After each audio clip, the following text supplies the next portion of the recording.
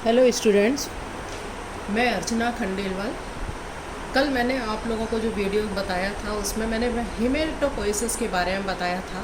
साथ ही उसमें यह भी बताया था कि बी सेल्स और टी सेल्स जो इम्यूनिटी के लिए इम्पोर्टेंट सेल्स हैं, उनका निर्माण कहाँ होता है, कैसे होता है और कहाँ उनका मैच्योरेशन होता है। आज हम इन्हीं के ही बारे में डिटेल में पढ़ेंगे। Cells of the immune system. Cells immune system की मेनली सेल्स जो हैं वो हैं मैक्रोफेज सेल है, लिम्फोसाइटिक सेल्स हैं जिसमें कि बी और टी सेल्स आती हैं, टी हेल्पर सेल्स हैं, टी किलर सेल्स हैं, plasma cells and memory cells के बारे में हम पढ़ेंगे। इम्यून सिस्टम में केवल लिम्फोसाइट सेल्स होती हैं जिनमें एक्वायर इम्यूनिटी, डाइवर्सिटी, स्पेसिफिसिटी, स्मृति मीन्स मेमोरी, अभिज्ञान मीन्स रिकॉग्निशन पाया जाता है।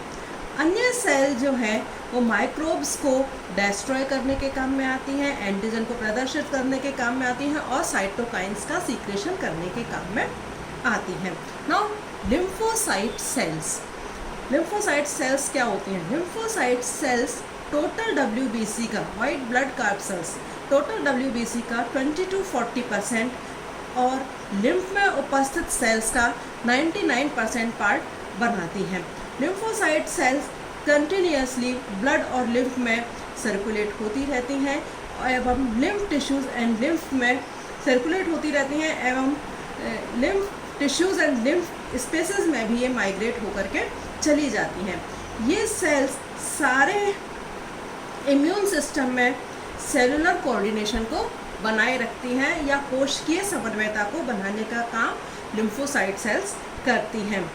Function and cellular membrane components के आधार पर जो लिम्फोसाइट सेल्स होती हैं वो 3 प्रकार की होती हैं। फंक्शन कैसा है, क्या है उनका, और उनके सेलुलर मेम्ब्रेन कंपोनेंट्स कैसे हैं, इसके आधार पर लिम्फोसाइट सेल्स 3 तरह की होती हैं।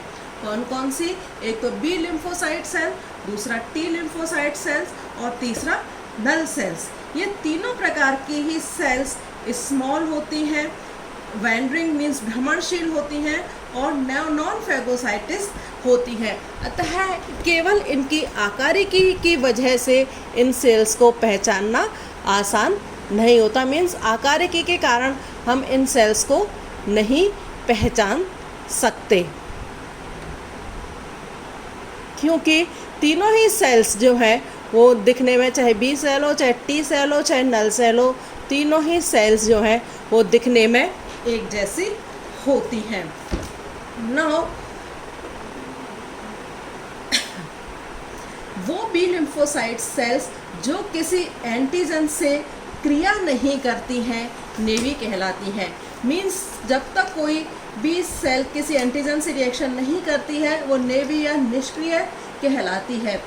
डिवीज़न साइकिल की जो 0 फेज़ होती है ये उसको रिप्रेजेंट करती है। इन्हें माइक्रो लिम्फोसाइट्स भी कहते हैं या लघु लिम्फोसाइट भी इनको कहा जाता है। इनका साइज़ जो है 6 माइक्रोमीटर के करीब होता है। जब ये लिम्फोसाइट सेल्स किसी एंटीजन से क्रिया करती हैं तो ये माइक्रो लिम्फोसाइट सेल्स की 0 फेज़ इम्प्रूव होती है, 0 फेज़ इंस्पायर होती है और ये 0 फेज़ जो है आगे बढ़ कर के G1 फेज़ में, S फेज़ में, G2 फेज़ में और M फेज़ की ओर अग्रसर हो जाती है। मीन्स जब डिवीज़न शुरू होता है तो 0 फेज़ से ये G1, S, G2 और M फेज़ में ये बदलती हुई चली जाती है। इनका साइज़ बढ़ता है और जब इनका साइज़ बढ़ जाता है तब हम इन्हें लिम्फोब्लास्ट सेल के नाम से जानते हैं या इनको लिम्फोब्लास्ट सेल कहा जाता है।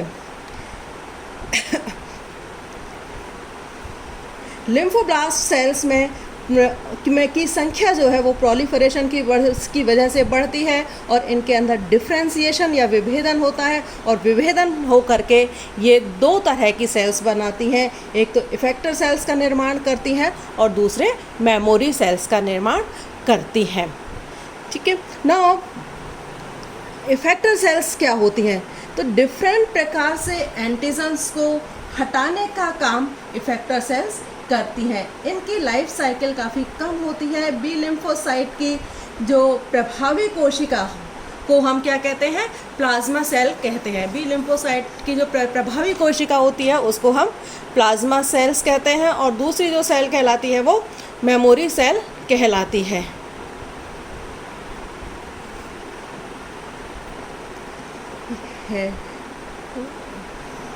एंड जो टी सेल्स, टी लिम्फोसाइट्स की जो प्रभावी कोशिका इफेक्टर सेल्स जो हैं वो T4 सेल्स कहलाती हैं, and CTL cytotoxic T lymphocyte sales के रूप में ये पाई जाती हैं। तो इस तरह से बी सेल्स और टी सेल्स की कुछ संततियाँ स्मृति कोशिकाओं में परिवर्तित हो जाती हैं। कुछ बी सेल्स की और कुछ टी सेल्स की जो कोशिकाएं हैं वो कुछ प्रभावी सेल्स में परिवर्तित होती हैं, तो और कुछ प्रभावी मीन्स मेमोरी सेल्स में हो जाती है, और कुछ प्लाज्मा सेल्स का निर्माण ये करती हैं। नाउ ये जैसा कि डायग्राम से आप लोगों को पता चल रहा है कि जो स्मॉल लिम्फोसाइट सेल्स है वो G0 फेज़ में है। जब कोई एंटीजन से ये एक्टिवेट होती हैं तो इनका जो साइज़ है वो थोड़ा सा चेंज होता है, और अर्ली G1 फेज़ में ये G0 फेज़ जो है G1 फेज़ के लिए इंस्पायर हो जाती है। फिर उसके बाद में जीन एक्टिवेशन होता है और लेट G1 फेज़ में आ जाती है। यहाँ पर सेल का निर्माण साइज़ जो है वो बड़ा हो जाता है और ये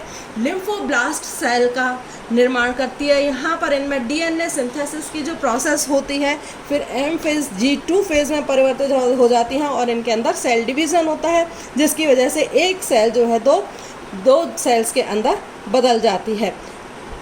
ये सेल्स फिर एक इफेक्टर सेल में परिवर्तित हो जाती है, जिसको कि हम प्लाज्मा सेल्स कहते हैं, जो कि आगे जाकर के एंटीबॉडीज़ के निर्माण में भाग लेती हैं, और दूसरी मेमोरी सेल्स के अंदर बदल जाती है। तो इस तरह से जो बी सेल्स और टी सेल्स जो हैं इफेक्टर सेल्स और मेमोरी सेल्स के अंदर उनका परिवर्तन